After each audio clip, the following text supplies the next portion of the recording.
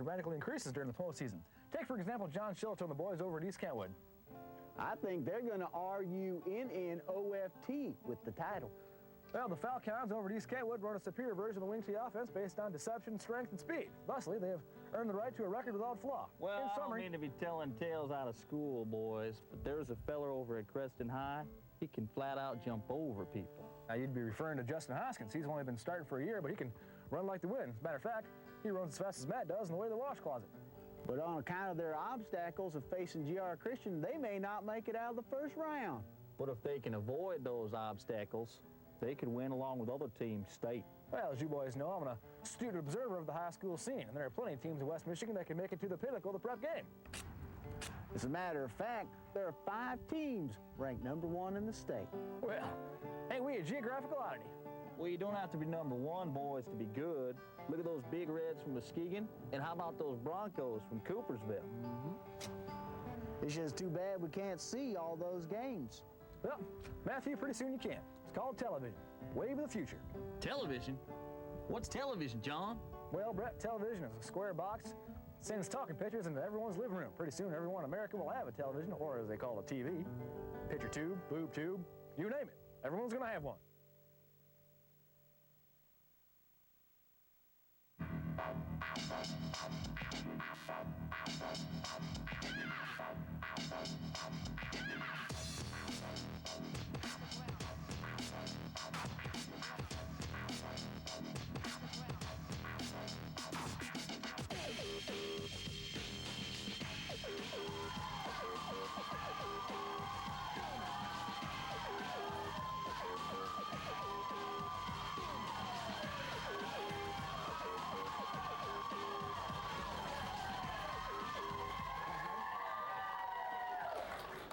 Welcome to 13 on Your Sidelines. The road to the Dome begins tonight.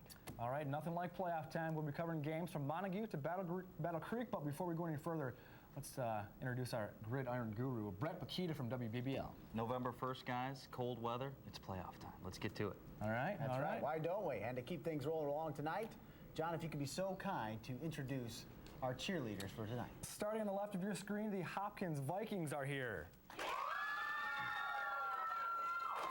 Also here tonight, the Crusaders from Muskegon Catholic Central.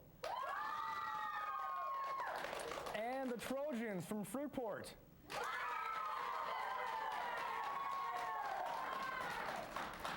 All right, nice job. You guys win.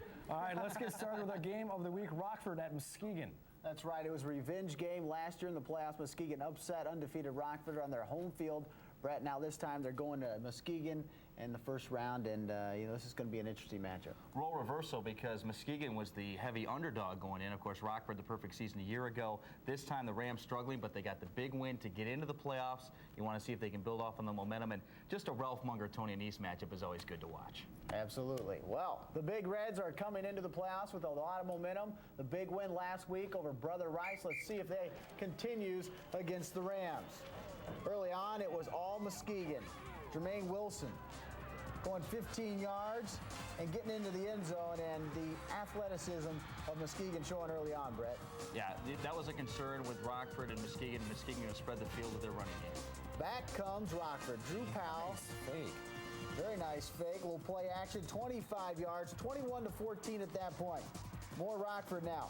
Andrew Wirtz back to pass, and he finds number 1. Joel Visser. What a throw, and what a catch, and what a run. Touchdown, 28-21 halftime. Muskegon on top by 7.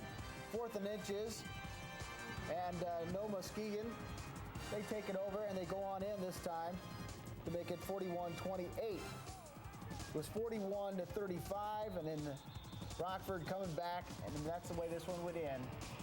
41-35 is your final in this one. I mean, you got to give Rockford a lot of credit. They played their hearts out.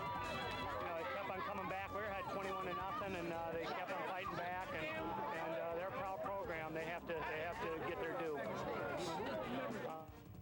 All right, we'll see how this one breaks down. 3 players for the Big Reds, Brett. with 100 yards rushing. Yeah, and that's going to be a concern for anyone who faces Muskegon. I mean, everyone's looking ahead for the third round. If Muskegon and East Kentwood can continue to win on, can you imagine the battle of rushing games that would go on there? And they got to play Bay City Central coming up here in the next round. They are 8-2. We'll see what happens next week. All right, East Kentwood is at the top of the Division I poll. Now it's a chance to see if they can prove it, John. That's right. The Falcons start off against Granville. They beat the Bulldogs last week in the waning moments on a muddy field. Now they have to do it again, and that's tough for any team. Yeah, that was a saving grace in this one, guys. The fact that they didn't play at Pat Patterson Field. That thing is a mud bowl. They needed to move this game to Forest Hill Central. Advantage, I think, East Kentwood. We'll see as we look at the highlights. On the turf, that's right. All right, let's see how this one turns out at Forest Hill Central, the new field. And look who's in the cushy press box. Brett Paquita for BBL wearing the specs. You got contacts in right now? No. All right, opening kickoff. The ball hits East Kentwood's up man, and it's recovered by Sean Highboy for Granville. The very next play, Buddy Rivera sheds a tackle on the backfield and gets a good block, and he is gone. What a way to start the game. 48-yard touchdown, and the Bulldogs take the lead 7-0. East Kentwood ball now. Start of the second quarter, 7-6 Granville lead. Noel Alamon right at the middle for a 15-yard touchdown, 12-7 East Kentwood. Falcons ball, still in the first, 12-7, Eric Foster, 2-yard touchdown. The conversion was good, 27 Kentwood. Granville ball, down by 19. The direct snap to Andrew Hawken. Get off me. The acceleration is too much to handle. 68 yards for the touchdown. East Kentwood leads. Falcons with the ball. Kyle Hinton breaking all kinds of tackles, juking everybody. He scores 30. Yeah, they did. Moving on to the second round. Final score. A tough way to start for them to get in the play, but you know the real key was then we took that next series, went right down and scored. It's a remarkable game because we scored every time we had the ball, but we only scored 34 points. I mean, it was a game of long possessions. They made us work for every yard on the field, and our kids showed great character in terms of being able to drive the ball when they were. All right, 10-0 for East Kentwood, and you see Alamon, another great game, 223 rushing yards. Yeah, pretty much it was the same thing, guys, that we saw last week. You think that they're containing them because it's a low-scoring affair. I mean, they're always in the 40s and 50s for East Kentwood, but Noel Alamon, almost a perfect game like he had last week, over 220 yards rushing in the victory. And then great matchup next week as well.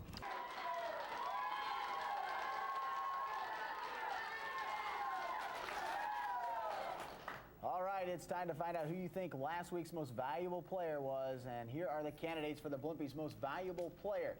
Starting with Andrew Wirtz of Rockford. He is on the list. The Rockford quarterback threw for 313 yards and 3 touchdowns. He also ran for another score to help his team get into the playoffs. Big day by Andrew, and he had another big day today. All right, candidate number 2 is Noel Alamon of East Kentwood. Noel had another big night. 1 touchdown, 229 yards rushing, including a key run late in the game as they win over Granville. Muskegon quarterback Jameer Jackson played a huge part in the Big Reds' win over Brother Rice. The option quarterback ran for 195 yards and 2 touchdowns. He is candidate number 3. Moving on to candidate number 4, Eric Krasinski of Allendale.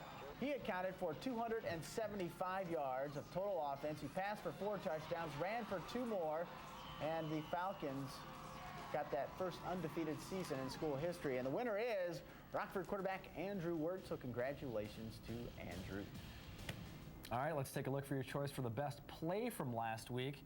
Let's hit it. Play number 1 is from South Christian. It's the halfback pass.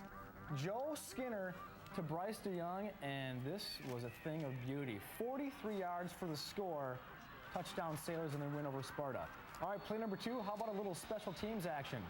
Rockford's Spencer Kukowski fields a kickoff, but he's going to hand it off to his pal KC O'Rourke.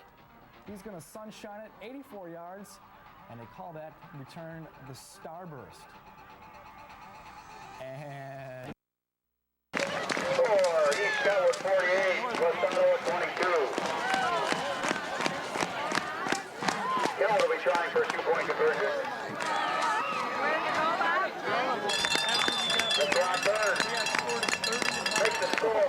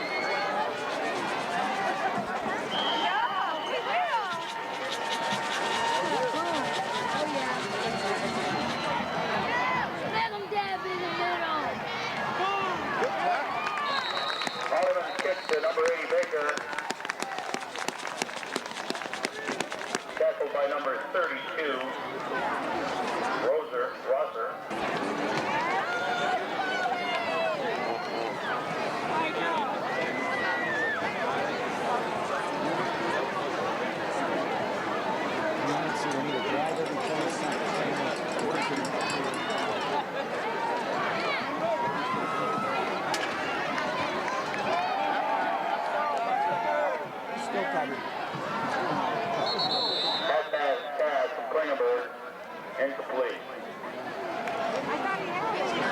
No, he did catch it. Picked up 9 on the reception. Second and 1. Ball's on the 40.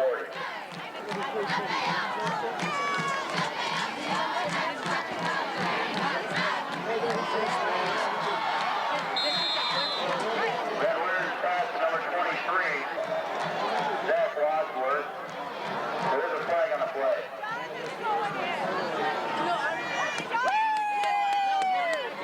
Little late hit. We do have a final. Lowell 24, Adrian 21.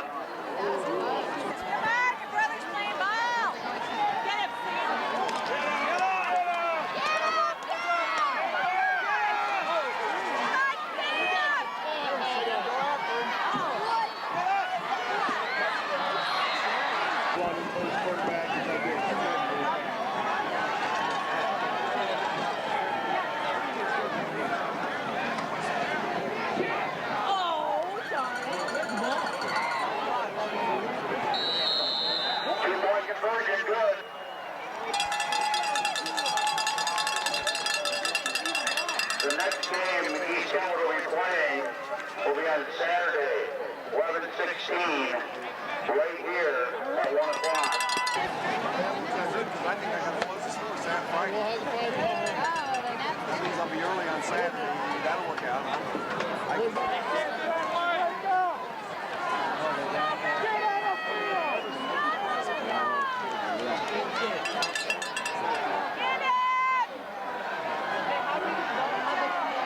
Outside catch. Incomplete. That is the ball game. Final score. East Kentwood Falcons 50. West Ottawa Panthers 30. Good high school ball game. Please fans, stay off the field.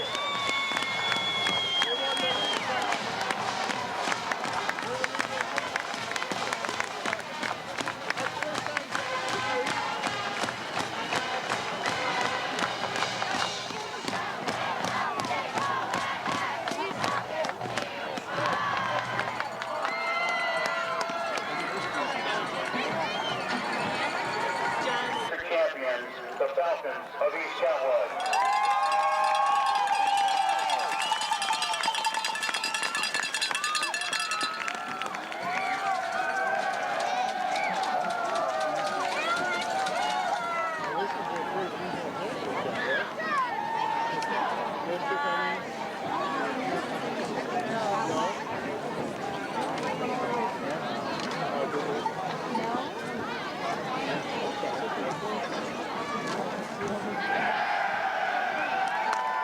Championship trophy, Coach Chillico.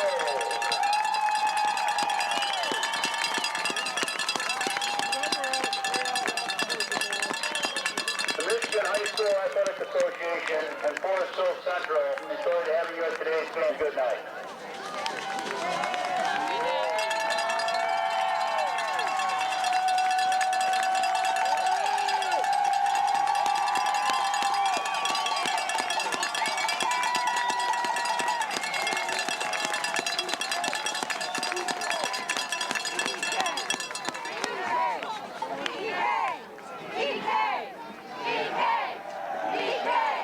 If anybody has lost a blanket, it's a blue style blanket.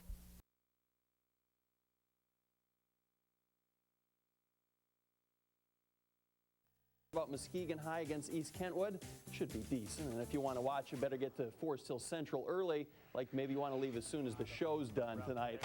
Okay, maybe not that early, but it does have the makings of a classic. 10-1 Big Reds, their only loss coming to an out-of-state team, facing the unbeaten, seemingly unstoppable Falcons squad with their wing T offense. It's a pretty safe bet whoever wins this game will be the favorite to bring home the state title. We don't change what we do, but we change a little bit of how we do it. I guess I will relish the role as underdog, but I think when we went to Cleveland, we were the underdog, and we lost in that situation. But yeah, it is going to be the biggest game. Yeah, we couldn't wait to play them for the longest. We don't have a doubt that we can't beat them, but we're not going in there thinking that we're just going to score 60 points on them, and it'll be easy. Something's got to give in Division III tomorrow as well. 11-0 Gaylord High coming south.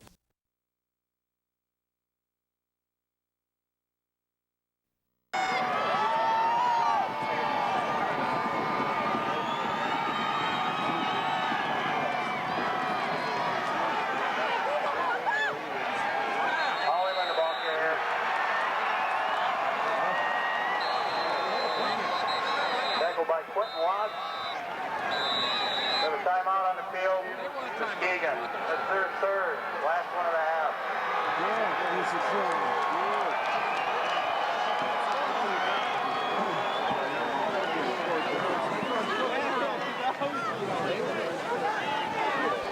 Thank you.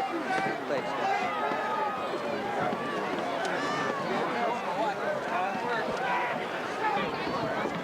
So.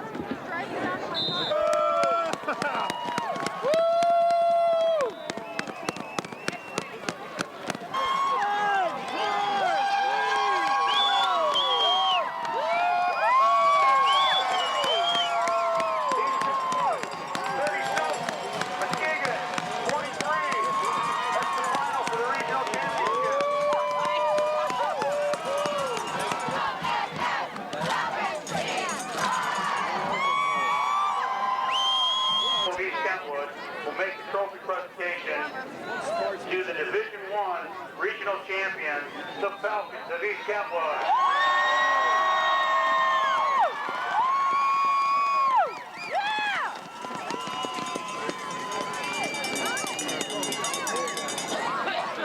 Accepting the championship trophy, Coach John Shillito.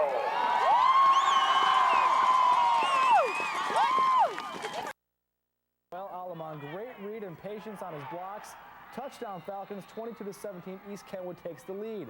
Fourth quarter, EK coming right at you. Noel Alamon sprinting right into your living room. Nice. 30-17. Falcons in control. Muskegon trailing by 13. Jamar Jackson to DeMonte Collins. Watch this. Great play. But the Falcons would stuff them on fourth down, and this was icing on the cake. Corey Sanders on the keeper. That fooled everyone. A forgetful season for Western Michigan. Broncos now 3-8 after losing to Toledo. This is Dante Green on the punt return. He's going to go 73 yards to the score. It was 27-0 at one point. Western made a game of it late, but they fall 42-21. Ball State beats Central. Ferris State falls to Indianapolis. Hope knocks off Albion by 3, and K College beats Adrian. All right, high school football playoffs, a great day for Grand Rapids area schools, not so great for the Muskegon area. First up, the much-anticipated showdown in Division I, East Kentwood and Muskegon.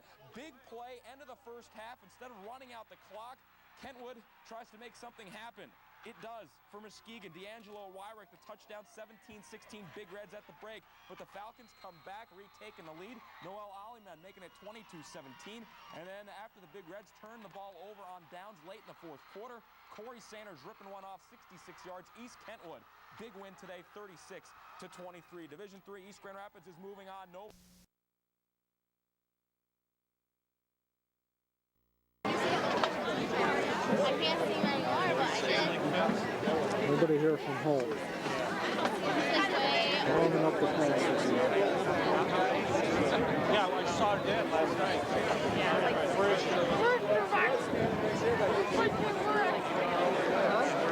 Well, Kristen Michael's up here. Oh, yeah. Why would you go sit with a dome? Complete.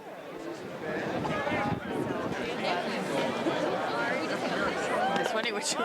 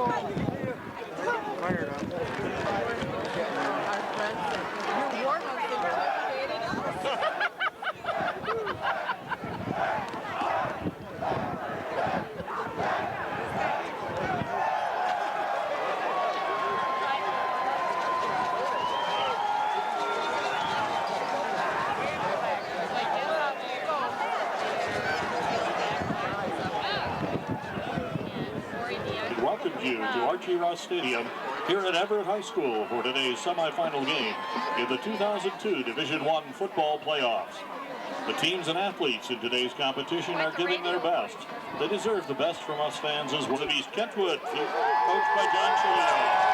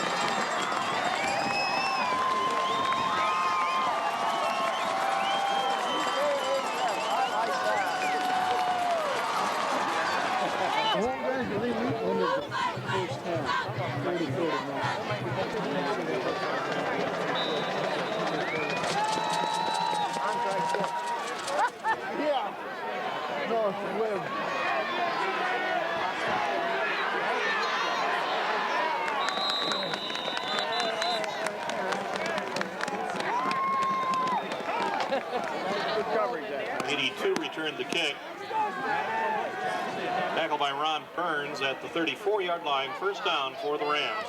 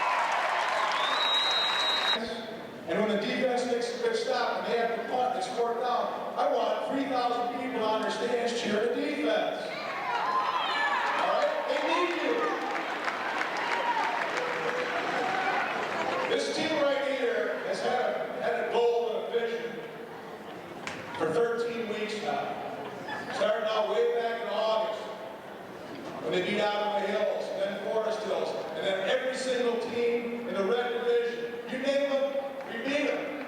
Rockford, Hingham, Tennessee, West Ottawa, Holland, they fell one by one.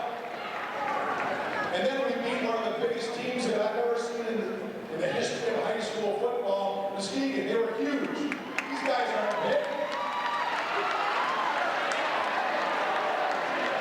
But they got big hearts.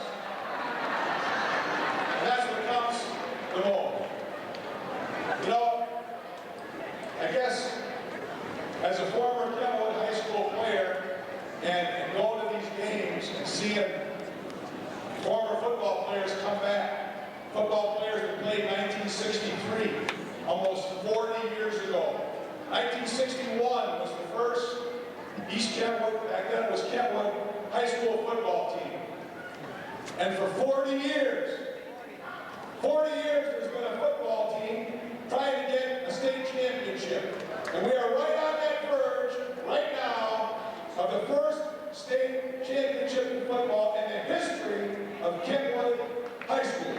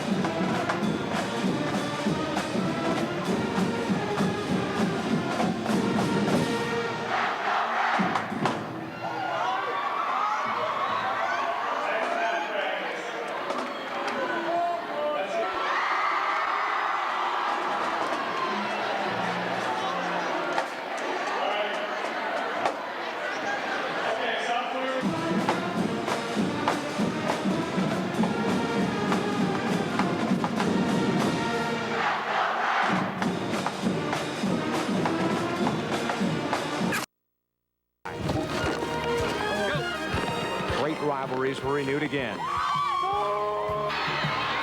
There were incredible hits, and the hearts were truly left on the field on the road to the Silverdome. With each passing week, survivors rejoiced. The vanquished mourned. And now, just the very few remain standing, having completed the long and difficult road. Would you savor this moment right now? Would you savor this moment? Sink it in. Get a sandwich, ride home, and watch all them fire trucks. Yeah!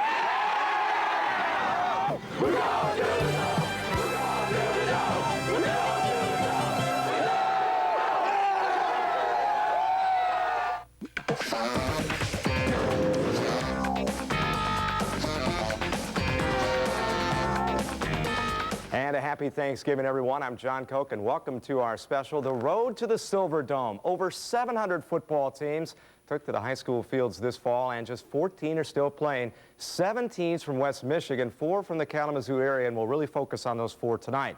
But first, let's take a look at all the West Michigan teams playing at the Silverdome. Friday, Grand Rapids South Christian faces Riverview for a Division IV title. That's at 8 o'clock.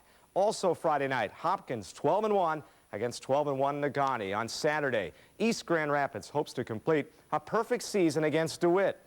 In Division V, Constantine looks to upset unbeaten Montrose. In Division I, East Kentwood hopes to complete an undefeated season as well. And in Division VII, the dream matchup for West Michigan, unbeaten Decatur against the permanent resident of the Silverdome, the Hornets of Mendon.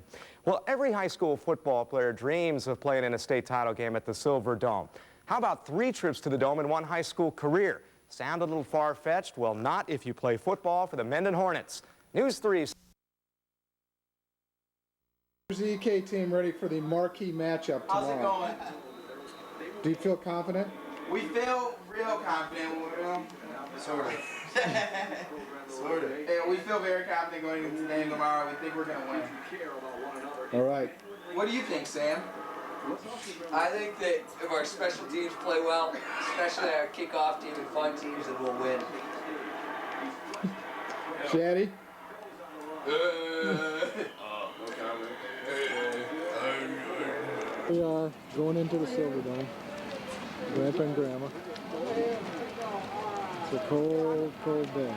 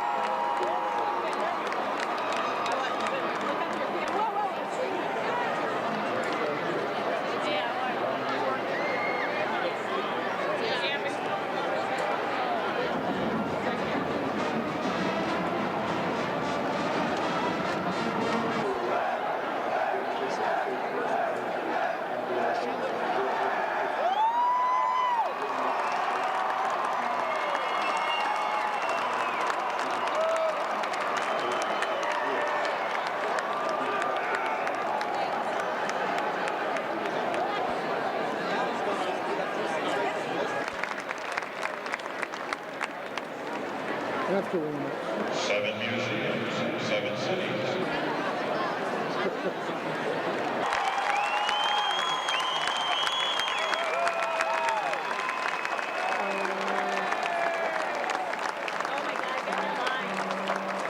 They usually have it straight.